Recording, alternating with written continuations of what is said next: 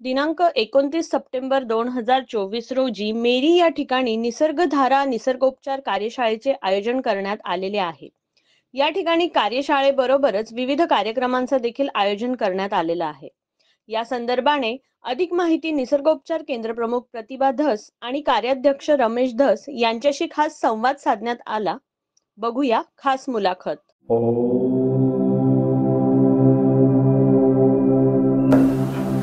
नमस्कार, मी पल्लवी. लोकसाक्षी न्यूजमध्ये आपलं हार्दिक स्वागत आहे. दिनांक 29 सप्टेंबर रोजी निसर्गधारा निसर्गोपचार कार्यक्रमाचे आयोजन करण्यात आले आहे. त्या संदर्भात आपण मान्यवरांशी सुसंवाद साधतोय. सर्वप्रथम कार्याध्यक्ष रमेश धस सर आणि निसर्गोपचार केंद्र प्रमुख प्रतिभाताई धस यांचं कार्यक्रमात हार्दिक स्वागत आहे. नमस्कार. निसर्गधारा निसर्गोपचार कार्यशाळेचे कार्यक्रमाचे स्वरूप कसे असेल तर सर सांगतील. नमस्कार. योगविद्या गुरुकुल ही योग क्षेत्रामध्ये काम करणारी संस्था आहे. गेली 45 वर्षापासून या क्षेत्रामध्ये ती काम करत आहे. त्याचबरोबर निसर्गोपचार केंद्रही आम्ही चालवत आहोत. याच माध्यमातून हरिओम योग केंद्र मेरी मसरूळ आणि निसर्गोपचार केंद्र याच्या साहाय्याने आपण मेरी मसरूळ परिसरात योग आणि निसर्गोपचाराचं कार्य सुरू करत आहोत. आणि त्या दृष्टीने निसर्गधारा या कार्यक्रमाचं आयोजन केलेलं आहे. डॉक्टर विश्वासराव मंडले हे या कार्यक्रमाचे प्रमुख अतिथी आहेत आणि यांचं पूर्ण 3.5 तास मार्गदर्शन 29 सप्टेंबर 2024 रोजी आपल्याला मिळणार आहे. तर हा कार्यक्रम मेरी मसरूळ या परिसरात मेरीच्या सभागृहात हा होणार आहे. हरिओम. आजच्या आपल्या कार्यक्रमामध्ये महत्त्वाचा मुद्दा म्हणजे निसर्गोपचार. आता निसर्गोपचार म्हणजे काय, तर जे जे निसर्गामध्ये आहे त्याच्याच वापराने आपल्या शरीरामध्ये जी विकृती निर्माण होते त्या विकृतीवर उपचार करणं म्हणजेच निसर्गोपचार. आता निसर्गोपचारामध्ये काय काय उपचार दिले जातात, काय काय विकार आहेत त्याच्यावर बरंच मार्गदर्शन केलं जाणार आहे. शिवाय त्याच्यावर प्रात्यक्षिक सुद्धा दाखवली जाणार आहे. उदाहरणार्थ स्पॉन्डिलायटिस, स्थूलता निवारण, मधुमेह, महिलांचे मासिक पाळीचे विकार, त्वचा विकार इत्यादी आणखी बरेचशा आजारांवर कार्यशाळेमध्ये उपचार केले जाणार आहेत किंवा माहिती पण दिली जाणार आहे. तर आपल्या शरीरामध्ये विकार कसे निर्माण होतात, की विकार निर्माण होणं म्हणजे हा काही अपघात नाहीये.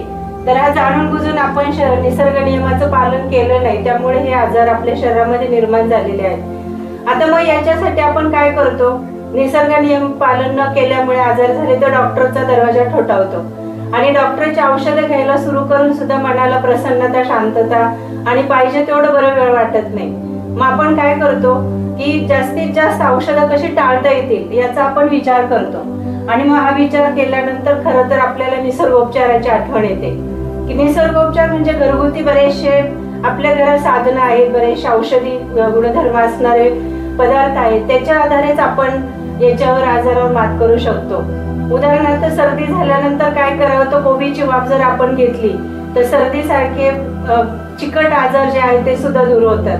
स्पॉन्डिलायटिस सारखे आजार आहेत, संधिवातासारखे आजार आहेत, हे सगळे वातविकारामुळे निर्माण झालेले आजार आहेत. आणि त्याच्यावर आपण जर उष्णतेचे किंवा योगाभ्यासाचा जर काही उपचार केला तर हे असे चिकट आजार सुद्धा आपण त्याच्यातून मुक्त होऊ शकतो. मधुमेहासारखे आजार, ह्याच्यावर सुद्धा योगोपचार आणि निसर्गोपचार या दोन्हीची जर सांगड घातली आपण तर ह्या आजारापासून सुद्धा आपण मुक्त होऊ शकतो. शेवटी एवढंच मला म्हणावं वाटतं की निसर्गाला साथ द्या आणि निसर्गाला आपला मित्र बनवा आणि त्याच्या आधाराने आपल्या आजारावर विजय मिळवा.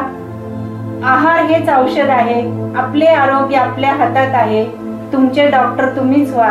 आपलं शरीर आपण बिघडवलेलं आहे तर दुरुस्त सुद्धा आपणच करूया आणि निसर्गाला साथ देऊया आणि आपलं आरोग्य आणि आयुष्य आनंदाने जगूया. शेवटी एकच मला म्हणावं वाटतं, माती पाणी उजेड वारा निसर्ग साधनी नित्य आचरा, निसर्ग शक्तीशी योग साधूनी जीवन आपले सुखी करा. हरिओम. धन्यवाद. 29 तारखेला 3:30 ते 7 या वेळेत भरपूर कार्यक्रमांचे आयोजन करण्यात आलं आहे. तर याविषयी काय सांगाल सर? कार्यक्रमाचे उद्घाटन हे योग्यतेने आपण करणार आहोत. त्याचबरोबर आपण त्यानंतर माती पाणी उजेड वारा हे योग्यत आपल्याला ऐकवलं जाईल. याचबरोबर नंतर काही व्याख्यानांचं आयोजन केलेलं आहे. त्यामध्ये प्रामुख्याने गुरुजींची 3 व्याख्यानं आहेत. यामध्ये निसर्गधारा किंवा निसर्गोपचार काय आहे हे आपल्याला गुरुजी समजावून सांगतील व्याख्यानाच्या माध्यमातून.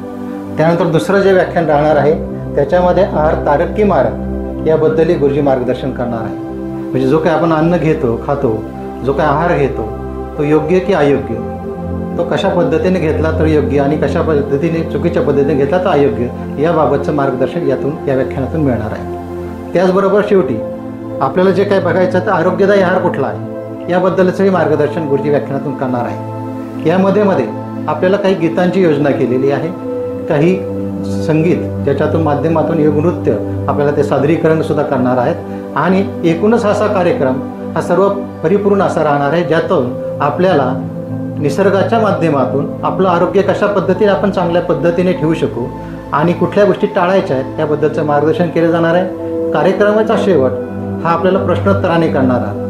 बरेचसे साधक जिथे येतील कार्यक्रमाला त्यांच्या मनामध्ये काही शंका असणार आहे, या शंकांचं निरसन या माध्यमातून गुरुजी स्वतः आपले करणार आहे आणि विश्वकल्याण प्रार्थनेने कार्यक्रमाची सांगता होणार आहे.